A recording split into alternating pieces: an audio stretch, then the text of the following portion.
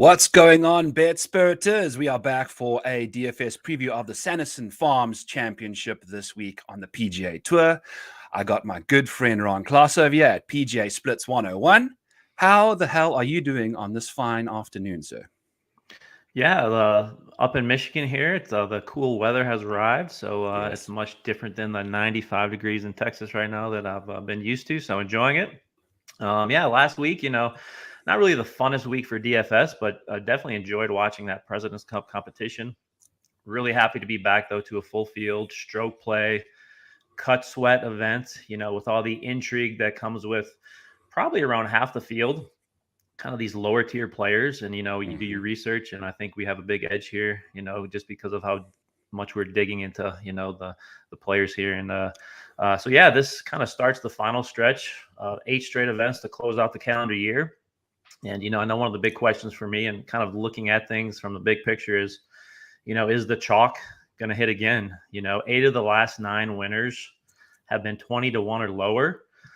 We saw Max Homa repeat as the Fortinet champion 2 weeks ago, and of course this week we have one Sam Burns sitting atop the field. So yeah, interesting to talk about that coming up here.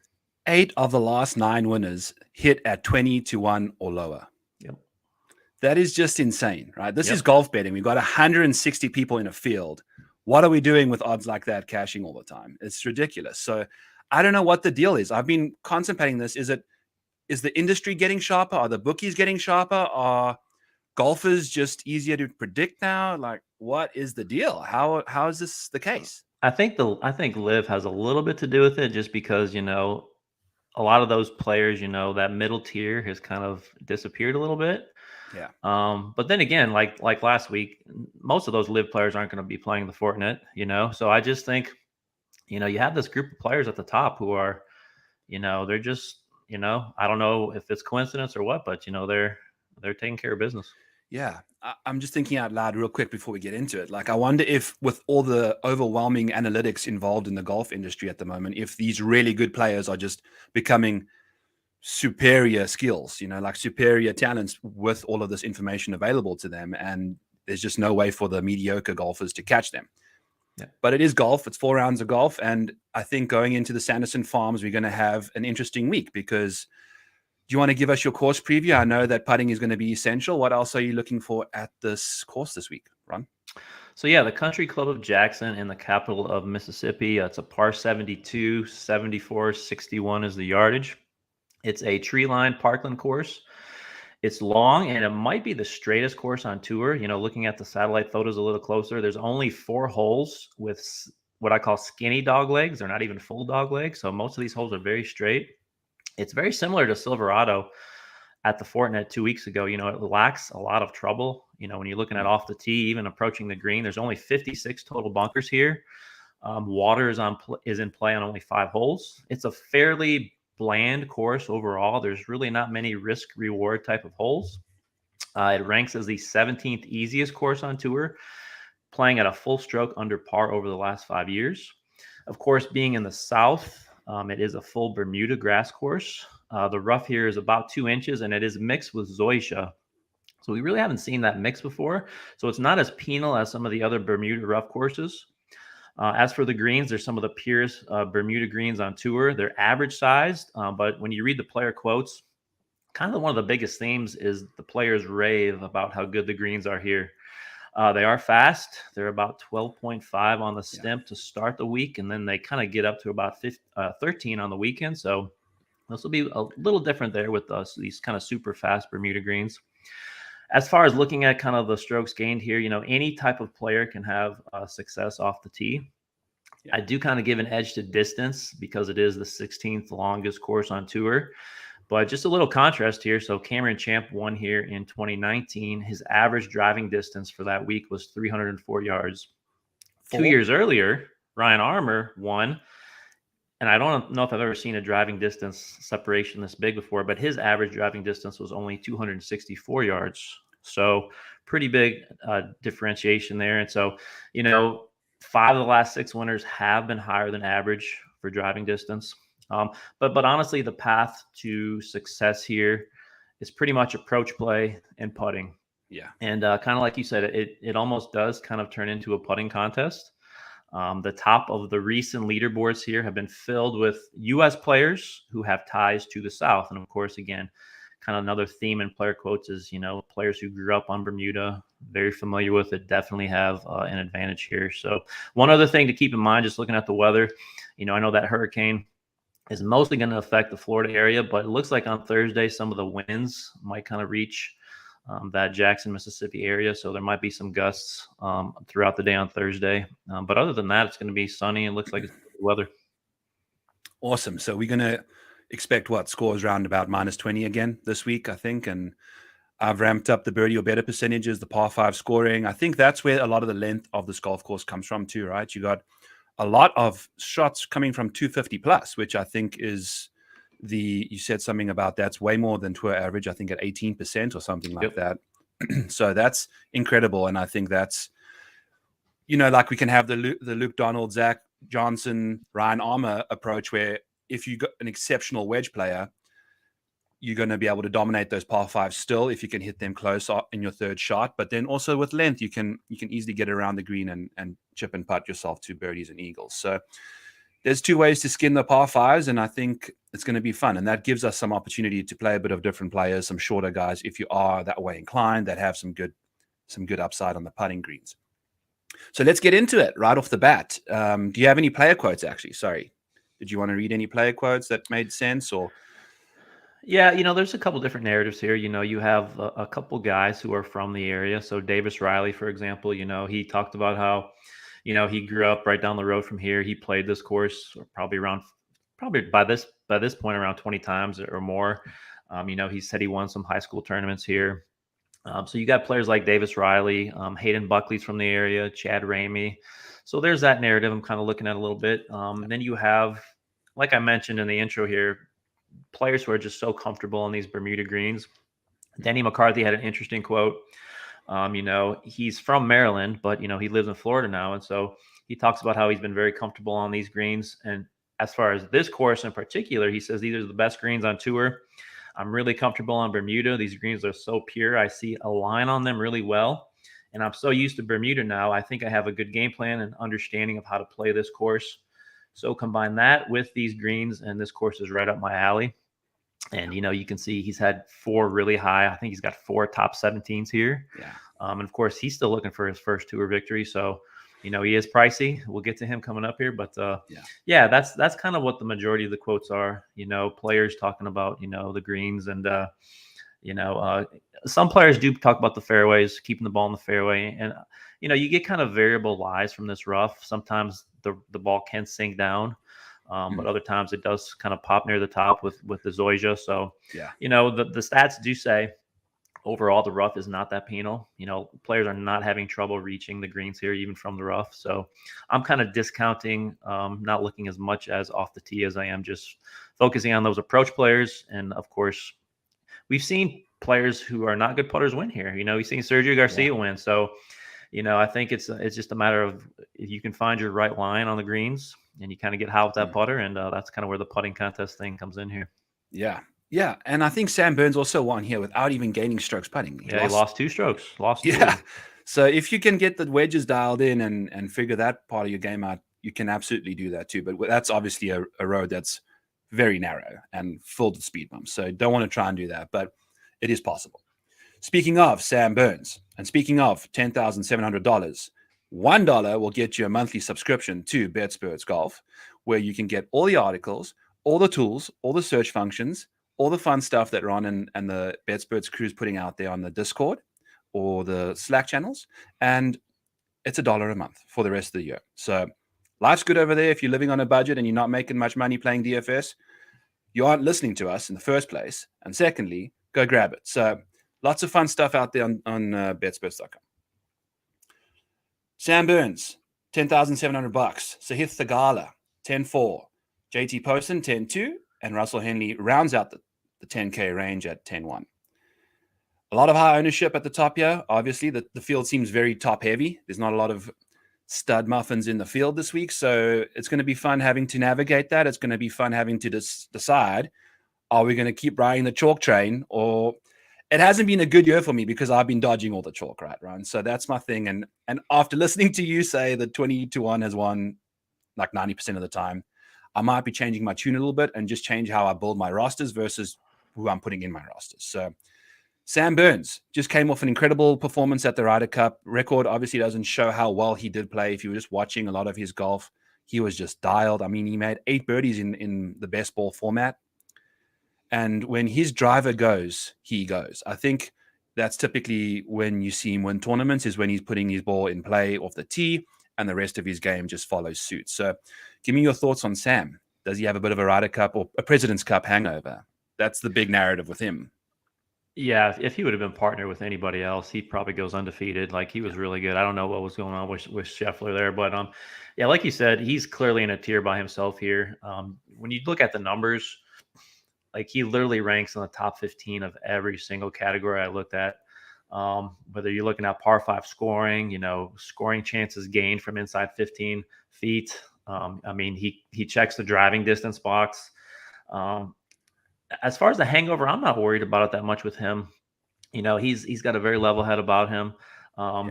He's even looking at a big picture, which I'm kind of doing, kind of with the end of the Tour Championship, and then you have the 2 weeks off, you have the President's Cup. And so a lot of these players, haven't played much lately. So I'm taking more of a 12-month, a whole year approach. It's not just looking back like, 24 rounds or any of that. I'm kind of taking a step back here. But yeah, every way you look at it, like with Max Homa at the Fortinet, I played a good deal of him, and I just don't think you can get away from Burns here. I don't know, of course, if he does fail to make the cut or something like that, yeah, you're going to have a big edge, but I just don't see that happening, And so until these top players start to, fail a little bit, I'm going to, keep going with that. And so, I think you do need to get a little bit overweight, which I definitely will with Burns this week. But yeah, I'm not really worried about him at all. Yeah, I agree. And I think a key factor in this decision, if you're going to play Burns, is the fact that he is defending. I think these PGA Tour pros take a lot of pride in the fact that they won the tournament in the previous year and they really want to go back and defend. It's their baby, right? It's like, don't mess with like a mama bear with her cub. So I love Sam Burns. As you just said, every single metric suits this golf course to a T, especially, that wedge range for him is just, when he's on fire, he almost holed out to win the match on that 18th hole. He just missed the cup with his approach shot. So he's just, when he's in the zone, he's in the zone. And I think he's got some really good form coming into the week. So absolutely love him here. And he's looking like he may be around the similar owned as the other guys in this range. Sahith Theegala and JT Poston are 2 interesting players. I think they have 2 kind of different types of games, but they're both very good putters. And I think that's what a lot of people are liking about them, particularly JT. And Sahith's obviously got that impressive stuff off the tee. He's got the distance, but it's very, what are you going to get? Looking at his track record coming into this, it's the ball striking can come and go like who knows, and it's tough to roster a guy that's that inconsistent. So I might definitely lean Burns with the consistency there. So do you have any other particular plays for the other 3 guys, Ron? Yeah, so with the Gala, I agree with you. He's probably one of the most volatile players on tour. Last year he led here after 54 holes, and then he kind of had something he's kind of been known for, kind of a Sunday collapse. Mm-hmm. Ended up finishing 8th. But he's got the super high ceiling, but he also has these low points. And so just looking at the last 4 months, he's finished 57th or worse 5 times. He's finished in the top 15 6 times. So it's kind of either all or nothing for him. He was 6th at the Fortinet a couple weeks ago. And who knows, maybe with this full year under his belt, he's going to develop into a more consistent player. So I am going to play him this week. I think his upside is just too good in this field. Just talent-wise, kind of similar to Burns, just I'm looking for upside here, players who I know have a talent edge on the field, which he does. Yeah. My biggest question is these next 2 guys, obviously you can't play all 4 of them up here. Poston is just really tough for me at that price, 10-2, he is he going to finish top 5 to justify that? He definitely could. When you look at just his performance lately, he's been so consistent. Like, you don't even really worry about him missing the cut anymore. It's just, okay, how high is he going to finish? So I think he'll have a good week, but I'm probably off him just at the start here. And then Russell Henley, I do like him for this course. I think his wedge play, similar to Sam Burns, is just, he's third from 100 to 125. He's third from 125 to 150. And so just looking at the way he sets up these birdie chances, he's first in chances gained. So he's getting in position. But when you look at the putter, he has not gained since March. And so you almost need him to win the tournament at, 10-1. And so for me, until and Bermuda's his best putting surface. So there's that as well. So, he hasn't played a lot on Bermuda lately. So who knows if it could pop this week. But I'm probably going to be off him as of right now. I know. I'm still trying to make up my mind with him because, as we preach a lot on this show, is we've had that break since the Tour Championship, and his putter was just abysmal. But now we've had 5 weeks off. What has he been doing? Has he been grinding away on the greens? Has he actually been hanging out, just chilling? So, but the trend is long enough to really think that he's probably not going to show up with the putter anyway, because it wasn't ever there outside of the beginning of the season. So I'm in agreement with you there. I think Russell the ball striking is impressive, but just you need a good putter at this venue. I think in order to win, you have to be putting well, and I just don't think he's got it. So he'll be an easy fade for me there at the top. Him and JT both. I think I'd be playing Burns and Sahith like you. And then we get into the 9K range here, where we've got one of the best putters in the field, Denny McCarthy. And then probably even a better putter. Who even knows? We've got Taylor Montgomery at $9,600. He gained 11 strokes at the 40 net. Only 3 other players in the whole of last season gained over 11 strokes. Cam Smith did it twice, Nick Watney, and there was one other guy that I can't remember now. But Tom Kim when he won the Wyndham. So those 3 guys gained over 11. Taylor Montgomery did that last event. So he's impressive. Scott Stallings, $9,500. Keegan Bradley, interesting play. Christian Bezuidenhout, Emiliano Grillo, we will get to, and Davis Riley rounds out the bottom range there at 9K. Who are we liking at the top of this range? Are we liking anyone in particular in the whole range? I'm a big Taylor Montgomery fan. I put an outright on him this week. I think he's got that X factor with the putter. I don't think that 11 strokes gained is going to be repeatable, but I definitely can see him gaining 7 or 8 strokes again. Like if you look at his Corn Ferry Tour stuff, which, by the way, go check out my Twitter profile. I pinned my Corn Ferry Tour article there. It breaks down all of these Corn Ferry Tour guys. And Taylor Montgomery is he is the leading birdie maker on the Corn Ferry Tour. So at a venue like this, you can only imagine he's going to be rolling in the putts. He hits a lot of greens in regulation. He's got good distance. And he's expensive now. He's really, really expensive. So what are your thoughts on Taylor and Denny at the top here and the other guys in their range? Yeah, so I'll start with Denny. So like I said earlier, he loves this course. His last 4 trips here, he's finished 17th, 6th, 18th, and then 7th. So definitely something here. He's really motivated to win. Again, we have a weak field. Another thing I kind of put into my model this week is strokes gained on long and easy courses. Okay, so again, this is like we said, pretty much a birdie fest. And he ranks 6th in the entire field. And you wouldn't think that necessarily because he's not a big hitter. But on these long and easy courses, he has finished, fairly high. Looking at data golf, they do this thing where they rank players kind of their own metrics. And surprisingly, he's 32nd in the whole world right now in their ranking. So, his performance lately this past year, I think he's turned a corner. So I love him at 9.9. And like you said with Montgomery, I think, I like you, I did get an outright on him for 40-1, which I think was a really good number. I think it's dropped to 28 since then. Yeah. But yeah, he putted the lights out last week. And so you're going to have people who are going to want to fade that. But I just think when you look at his Corn Ferry performances leading up to this event, he was just so consistently high. So, I think he'll find a way to, if not, win or be top 5. I'm fairly confident that he's going to have a good score this week. Yeah. But yeah, those are my top 2 guys up here. I know you love Scott Stallings this week. And I'm not going to put too much into, his horrible performance at the Tour Championship where I think he lost like 14 strokes, some super high number. he loves Bermuda greens, and so things are there for me. But I'm gonna pass on him. I'm gonna pass on Keegan. Keegan has missed in his last 5 events. He's got 3 missed cuts, a 58th and a 44th. And the thing that worries me about him is he's lost on approach in 5 straight events, and that's a strength. And so if he's not hitting greens, there's no chance for him. And so my guys, I do like Bezuidenhout. He was impressive again at the President's Cup. He's just so consistent, and like we said, he's more of the Ryan Armour type. He's going to hit it 275 off the tee, but his iron play has been so accurate over the past year. And so, he's a world-class player. And again, I'm looking for those world-class type players in kind of this weaker field. And so I think he really stands out for me. 2 guys here at the bottom I really like, but I'm going to let you go ahead with Grillo first, and then I will follow up. So go ahead.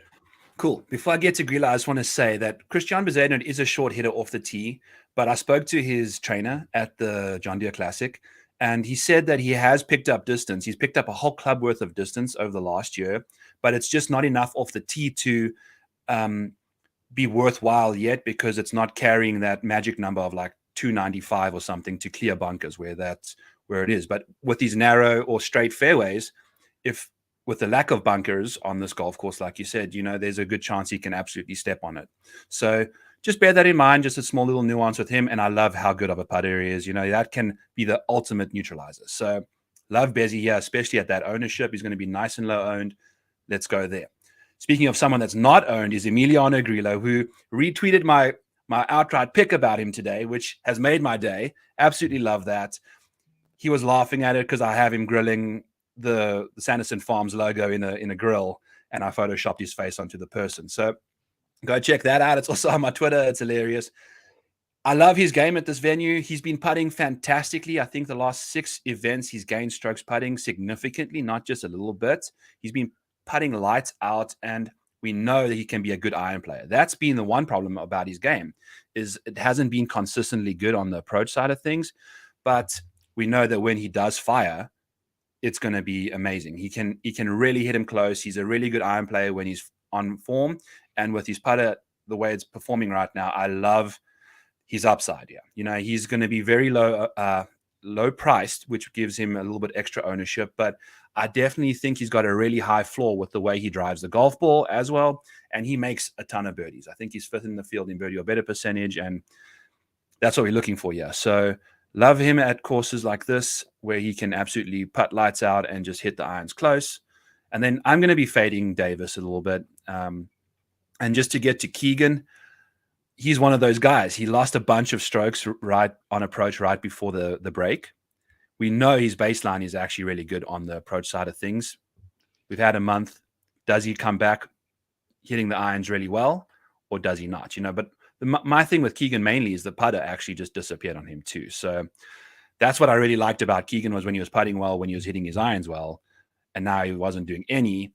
So I don't know, but he's also going to be low owned, so you don't have to play that much of him to get exposure to him, which I will see. So, I'm a big fan of Keegan too. So what's Davis Riley's story, Ron?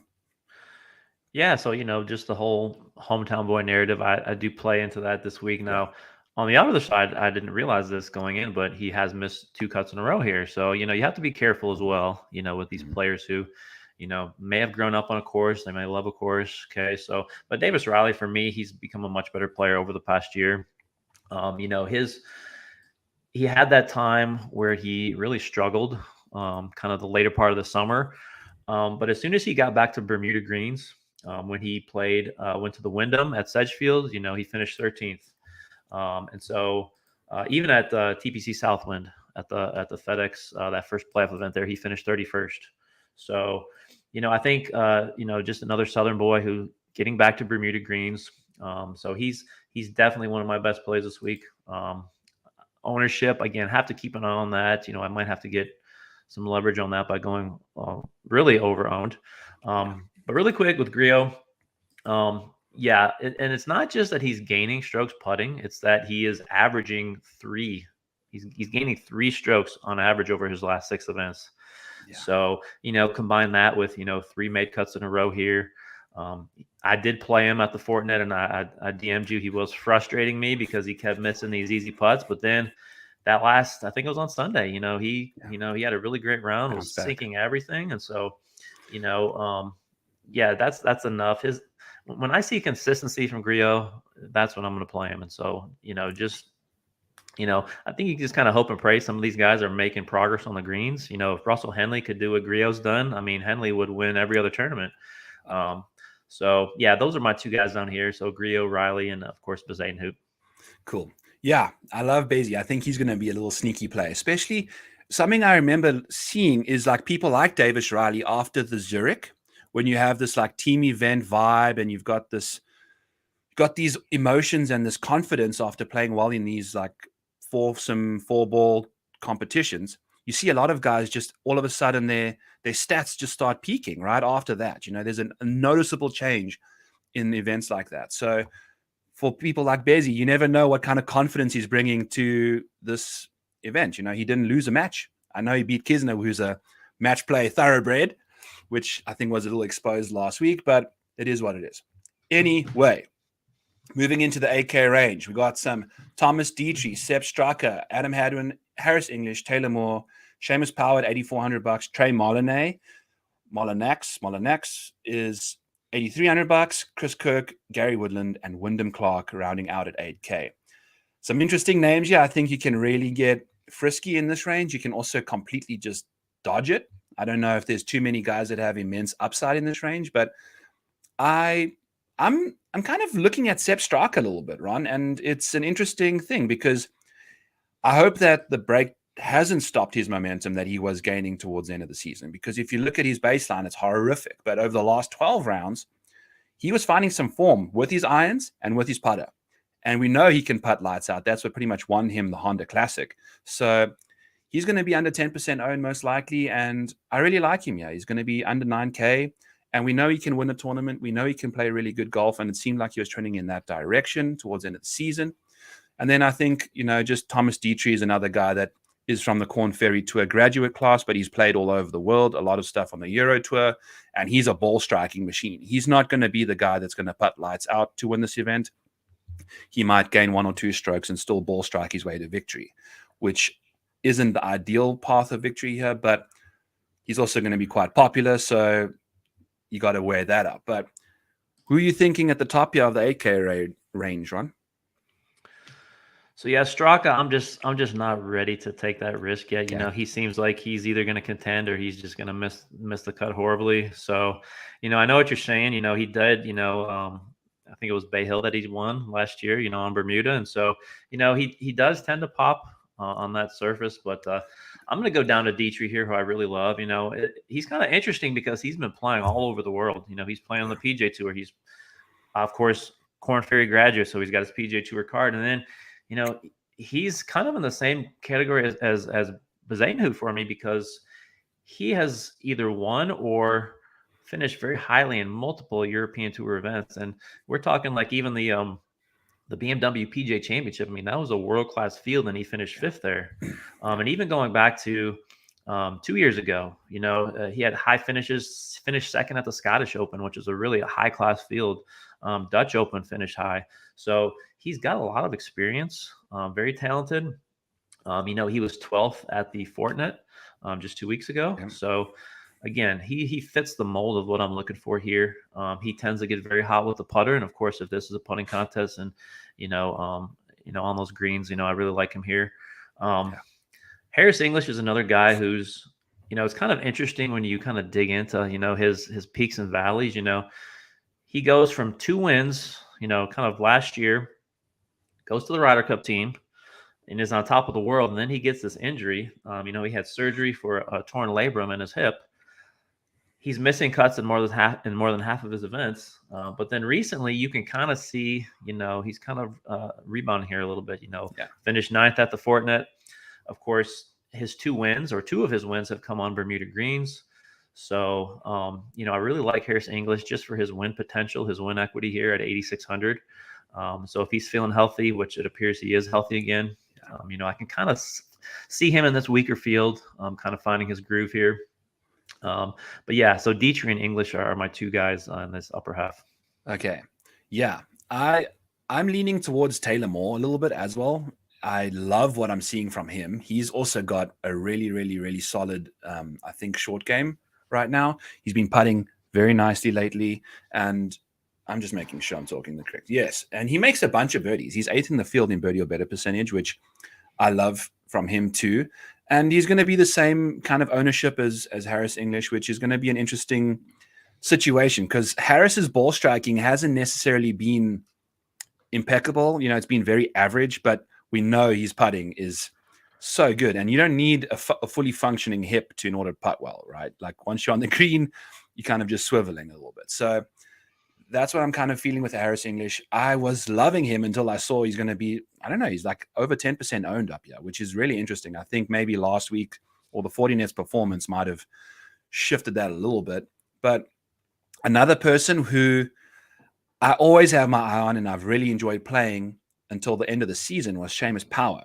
And he's got immense upside and he's so solid. He's such a good putter. He's such a good iron player. He can drive it very accurately.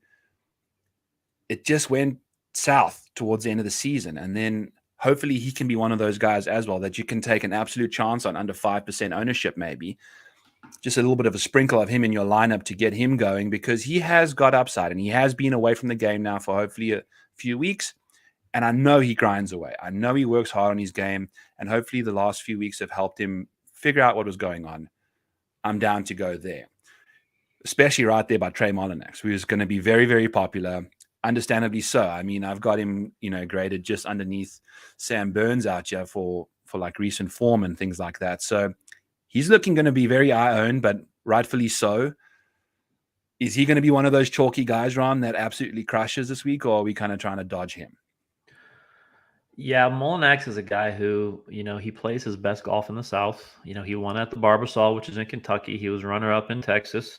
In the last couple of years, he has top 5 finishes in Mississippi, Tennessee.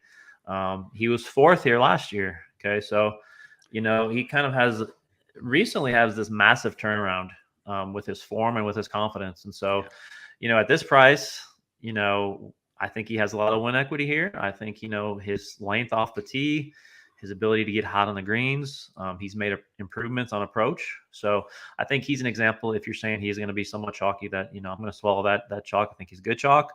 And yeah, really quick with Seamus Power, he has been bad recently. But when you take a bigger picture approach here, last 12 months, last year, he's 4th in the entire field as far as strokes gained total, I got him outright for 70-1, which I think is just a mistake. And I think he's down to 50-1 right now. But, I just think in a field like this, maybe like you said, the break is going to do him some good, comes out refreshed. So I really like Power and Molinex. Those would be my top 2. Chris Kirk is interesting just because he is kind of this consistent cut maker. But Kirk always leaves you wanting more. Like you just think he has more in the tank and he just never flashes the potential that I think he has. I know a lot of people are going to go to Woodland here, kind of a bigger name. I just, he's been so inconsistent lately. So I'm not going to go there either. Power and Molinex are my top 2. Yeah. And I think Chris Kirk's one of those guys. I was looking at his numbers over the last little while. They kind of just been petering off a bit. And then when he does play well, he gets himself into contention. And then on Sunday, he plays himself completely out of it, right? So he almost has to just make the cut and not play that well so that he's not in contention. So he can maybe play himself into contention on a Sunday, right? Like that's you can't seem to function on a Sunday when he's in the final few pairings. So I don't know if I want that from a guy, but anyway, we've got other guys we like up top there. So I'm cool also skipping Gary Woodland myself. And Wyndham Clark's an interesting character because he's one of the longer guys in the field. He can absolutely bomb it. And then we know his putter can shine. So whether or not you believe his approach play is going to come back, I don't know, but he might be a sneaky play too, possibly. 7K range. Starts off with Brendan Steele, Aaron Wire, Andrew Putnam, Justin Suh, Brendan Todd. Ends out with, let's go to the $7,500 range, yeah. $7,400. We've got Dean Burmester, Alex Smalley, Justin Lower, Nick Hardy, and Mark Hubbard, with a bit of Kevin Streelman and Adam Svensson to end it out with. I've got some names I've got highlighted here on that I really like. Some really low price guys that have some immense upside, and a few of them are going to be Corn Ferry Tour graduates. So I'll start off with myself, and I love Andrew Putnam this week at $7,700. He's got the putting potential to absolutely score lights out. He can gain a bunch of strokes on the greens. He's a really good short game specialist. His recent approach play is kind of trending towards above average. He's typically not the best ball striker in the world. He's also one of those guys kind of like of the Ryan Armour molds where he doesn't have that immense distance, but if you get him on the green, he can box putts, baby. And that's what I'm looking for here. He's nice and cheap. He's going to be nice and low owned. And he kind of played not too bad at the 40 net. I had him in a few of my lineups, and he just kind of let me down on, I think, Saturday, but Sunday he kind of bounced back. So I love him there. And then another Corn Ferry South African is Dean Burmester, who's got massive length off the tee. And his specialty was easy scoring conditions on the Corn Ferry Tour. He dominated the two events that the scoring was the lowest out of the three Corn Ferry Tour playoff events. I think he finished top 5 in both of those. He plays great golf in South Africa. He plays really good golf in Europe. And I love his game for this golf course. I think he can putt really well when it's easy scoring conditions. He hits it so far. What are your thoughts, Ryan? Have you got any other guys that you like up here? Talk to me about Dean too. Yeah, there's a lot of this range right here is like you can make a case for all these guys, and then you can kind of make an opposing argument for not taking them. Brendan Steele, of course, ball striking has been unbelievable. But again, if this does turn into a putting contest, can he make enough putts to keep up? And I just don't think he can. Aaron Rai is another one, almost in the same boat. A world-class player, has won, on the DP World Tour. Again, is he going to make enough putts, which is kind of one of his weaknesses. I do like Andrew Putnam. He's kind of one of those consistent guys. If you're looking for, especially if you're playing cash games on DraftKings, he's good putting. He's been coming around on his approach game. His consistency level is really good. Brendan Todd, another short hitter. He has not been as consistent as he typically is lately. So I can't go there with him, but yeah, I think Dean Burmester is a guy who has that upside. You just look, he finished 11th, at the Open. The week before he was 10th at the Scottish Open, 21st at the BMW International. So a guy who really hasn't played, and I don't even know how many PGA events he's actually played. But I just think his potential there at 7,600 is through the roof. Yeah, I'm with you. He's one of my favorite plays on the whole board. I think Alex Smalley is interesting here at 7,500. When I ran my model, he finished much higher than I expected, like 5th overall, 18th in approach. And these long, easy courses, he hasn't played that many of them because he's a younger player, but he's first in the whole field as far as high finishes in these long courses that are kind of easy scoring. So I really like Smalley. And then I'm going to go Justin Lauer here, 7,500. He's not a real sexy name, but he has been remarkably consistent. He's made 9 of his last 12 cuts. He finished 4th at the Fortinet. Of course, everybody kind of remembers, the tears and, not being able to get his tour card. Mm-hmm. So I just think he's so motivated.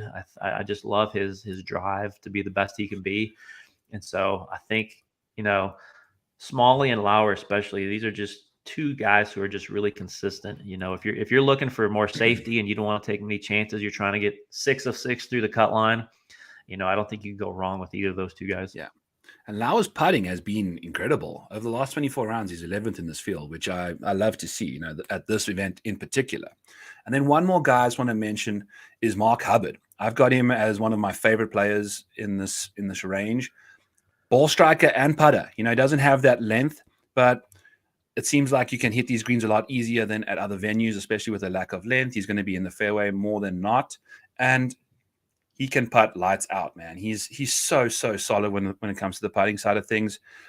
The only time he's putted really bad was when at I think one of the Corn Ferry Tour, the PGA playoffs, he actually replied to one of my tweets and said he's drinking heavily on Friday night because he doesn't think he's going to make the cut. So if he drinks hard, the golf gods are going to punish him and make him play and make the cut the following day. He was the guy that had to make a birdie and a par to kind of remember when we had the Wyndham, right? And that massive cut, he landed up missing the cut entirely because he bogeyed the final hole and let all those guys at like -1 in. It was So it was Smotherman, Austin Smotherman. Had a putt. Smotherman, yes, Yep. exactly. So Smotherman helped Mark Hubbard get in, and Mark Hubbard's putting was atrocious that day because he was most likely very hungover. I can confirm that was the case. So funny stuff there from Mark Hubbard. He's a great follow on Twitter as well. And then one more guy, Adam Svensson. He's an interesting character too. He doesn't have that putting ability, but he makes a ton of birdies for someone that can't putt very well. So if you're looking for a bit of a lower owned birdie maker, here's another guy there. We've got Benny On, who hits at the country mile as putting lights out at the 40 net. He was playing quite nicely. And then we'll get to the bottom of the range here. I'm a big fan of Robbie Shelton. He's a Korn Ferry Tour guy as well. He's super accurate off the tee, doesn't have immense distance, I don't believe, but he is a really good player. I think when I had my guest on, Luke, on my pod, he said that he is one of the most high upside players on the Korn Ferry Tour. He made it onto the tour and then never made the final FedEx Cup points list, and then went back to the Korn Ferry, crushed on the Korn Ferry, and he started playing really well towards the end of the Korn Ferry season. I think he finished 24th at the 40 net. Love to see that from a guy at $7,300. Not very popular play either. A few other guys I want to just mention before I hand it over to you is this Zechang Do, or Marty Do, or Marty Zechang. I've seen all the variations of this guy's name in various websites, various databases. He's a nightmare for me, but I think he's also got immense upside too from a Korn Ferry Tour perspective. He's very, very fun to play, to watch. So any other guys you got towards the bottom of the 7K here, Ron? So yeah, so there's just so many guys down here that I semi like, and so there's not a lot of conviction. And so just my strategy. I know a couple weeks ago, my strategy was more I had a few guys down here I liked, and I was taking a hard stand on them, and then I was going to kind of spread it out up top. It's kind of the opposite this week. I'm going to take some stands up top. I'm going to play a whole lot of Burns and Thigala and McCarthy and those guys, and just kind of mix and match down here. So kind of, if I'm playing 50 lineups, I'm kind of looking at a lot of these guys, maybe 5 to 10%. But yeah, if you're looking for really big upside here, so Benny On, he had his return 2 weeks ago at the Fortinet, finished fourth. Everyone was talking, of course, about how he kind of had his putting stroke was on fire that first day. It kind of petered out over the event. Still gained a stroke and a half. But he has, just enormous upside here. Just if you go back over time, before he really started to go downhill, he was a world-class player. And so, I think if you're looking for some upside, definitely could very easily miss this cut. But he's an interesting play at 74. I'm with you on Mark Hubbard. He finished 6th in my initial model. And surprising to me is just how good his approach game has been dialed in, like just his wedges. So when you look at that 100 to 150 range, he is 13th over the last year. So when you combine that with his ability to make putts, I just think that's something at 7,400. I think he's a player who's really going to surprise some people this year as far as taking that next step. Going down here towards the bottom, Davis Thompson is a really intriguing name for me. Really young guy. Just got his tour card. He's at 7,200 only. He played here last year, finished 35th. He's another Southern boy. He won his first Korn Ferry event recently on Bermuda grass in North Carolina. He finished 9th at the Fortinet. And when you look at kind of his last 11 events, kind of between the PGA Tour and the Korn Ferry, he's got 5 top 10s. So, I think he's a guy who could pop here at 7,200. And another name I'll throw out there is Henrik Norlander. If you're looking for a course history angle, he's finished 4th here the last 2 years, so back-to-back years. And when you look at right now, he has not been in good form. But when you look at the last 2 years, when he entered into this Sanderson Farms, he's been horrible the last 2 years leading up as well. So, I don't know if it's something about this course that just kind of appeals to him. Of course, when his irons are on, he is a very good iron player. And so, he's an interesting name down here as well that should be pretty low owned. And I'll finish with one more. Patrick Rogers was the ultimate disappointment for me. I had so much of him at the Fortinet, and I thought that course fit him perfectly. I think this course, I think there's some comparisons with Silverado, and so at 7,100, I'm willing to go back to him again. I just think his length off the tee, he's ninth in par 5 scoring. He's can get one of the hottest anybody on the greens. If he can dial in those wedges, which of course is the only question mark for me, is his wedge game here. But I think at that price, I'm willing to kind of take that chance with his upside. Yeah, with that putting performance and how he does on the par 5s, I agree. I mean, it's especially after he burnt a bunch of people. Are they going to be going back to him, And he played nicely on Friday, I think. He kind of tried to make a comeback. Yep, he was he was just he just blew up too much on Thursday to make a comeback. So unfortunately, if you have a round like that, your weekend is over early. Yeah, so let's jump into the 6K range. Do you see any other guys in the bottom of the 7? I mean, this range is massive, right? That's there's two more here. So just really quick. So Hayden Buckley. Yeah. So if you're playing the Mississippi narrative, of course, he's kind of he's like I would say a year behind Davis Riley. This might be the year he starts to turn some heads. Okay. Really get off the tee. And then Lee Hodges, another Southern Alabama graduate. He last year he excelled on the par 5s here. He was 8th overall in par 5 scoring. He's made 8 of his last 9 cuts with 3 top 25s. So I think Lee Hodges is another name to keep an eye on this year. But yeah, those are 2 others I definitely wanted to mention. Perfect. Yeah, no, I agree. And they're going to be quite popular. So be careful about how you fit them in. You don't want to throw them in with Sam Burns and the whole shebang, be careful about how you construct your lineups. But I totally agree. If you got someone that's less chalky at the top, you can definitely play these guys in the bottom of your lineups. And they are absolute salary savers too. So you can really build some nice mean powerhouse lineups there. In the 6K range, we're going to scroll through here and see.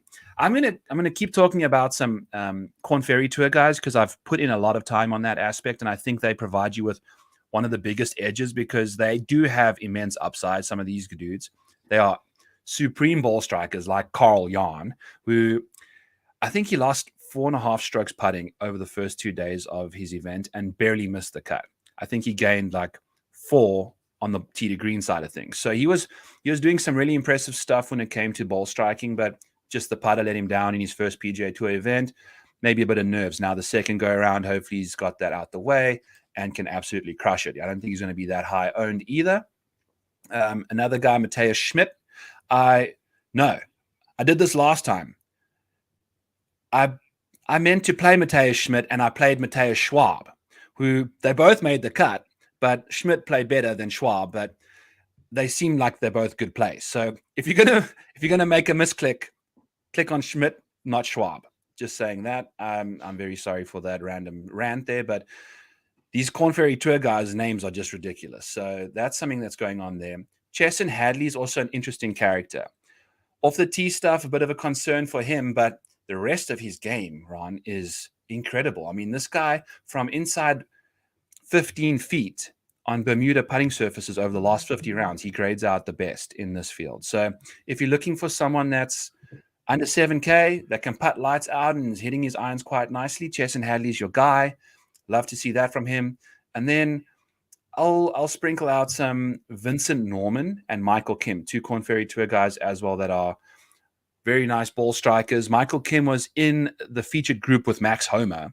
So he was like on TV, and we know his cut streak problem. He made the PGA Tour and then never made a single PGA Tour cut when he did make it. So that's tough, but he was playing some really good golf on the Korn Ferry Tour and then gets paired with his college roommate, Max Homa or something, and gets thrust into the limelight right away. So hopefully if he's not in a featured group, he can have a little less pressure on him and hopefully play better golf like he was doing. So many guys to speak about. Yeah, it's tough to really get to them all, and you obviously can't play them all. So give me some of your favorites in this range, Ron.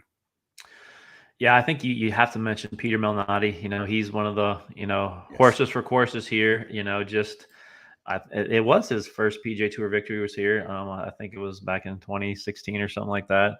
But yeah, he's just so consistent here. As you go down lower, like you said, there's so many names of guys who could pop. You have Smotherman down here. One of the best ball strikers in this range. Tyler Duncan, who is a name I really love this year to kind of break out at 6,900. I think Adam Long is mispriced. I think with some of his recent finishes, 6,700 is just too low. Adam Schenk, if you're playing the course history narrative, which I kind of like to do once I get into this range, even if a guy's not in good form, Adam Schenk, has finished 7th here back in 2019, has a couple other top 35 finishes. Patton Kizzire is a really interesting name just because when you look at if you're looking at this being an approach plus a putting contest type event, Patton Kizzire is 23rd in the field in approach, and he's 3rd on these Bermuda greens. So, there's not a lot of danger, which is kind of his problem is, courses with a lot of water, a lot of trouble. He just has these holes where he'll throw up a double, triple bogey. I don't think that's going to be as much of a problem here for him. So, if he gets hot with the putter, I think he is as bad as he's been playing. I think he's really good value down here. Of course, Ryan Armour sitting there at 6,600, past winner. Chad Ramey at 65, Mississippi native who's made 2 cuts here. And then even lower, Max McGreevy, he kind of one of these young guys, but when you look at his wedge game, so if wedges are really important, he's 22nd from 100 and 125, and he leads the field from 125 to 150. So, 25th in putting as well. So when you look at those two things, at 6,100, looking at, near minimum price here, yeah. In a wide open field like this where anything could happen, I think, 5 to 10% of Max McGreevy is definitely a risk that I'm willing to take here. Absolutely. I love that. And then it just opens up the entire rest of your slate, right? You got 5 guys that you can really spend some serious cash on. I'll give you 1 or 2 more guys as well. 2 more Corn Ferry Tour guys. Augusto Nunez. He was the most tilting guy to follow at the 40 net. He parred both par 5s, being next to the green in 2 both times. The final 2 par 5s of the last 3 holes, missed the cut by 1, parred both those holes. And he chunked it out of a bunker and then chipped it completely in the opposite direction of the hole on one of them. I just couldn't believe what I was watching. He leads the Corn Ferry Tour in greens in regulation. So he's an absolute ball striking machine. Just needs to get the putter flowing. And at this kind of price, I'm totally okay kind of going there. And then Kevin Roy is another Corn Ferry Tour guy that led the Corn Ferry Tour in par 5 scoring. And we got 4 par 5s on this course. That's where a lot of your scoring can come from. He's really good at those, and I'm going to go back to him again. I don't think he's very well known, and I think that kind of concludes my picks in the bottom of the range here. So what's the magic number? Where are we going to slice this field in half, Ron?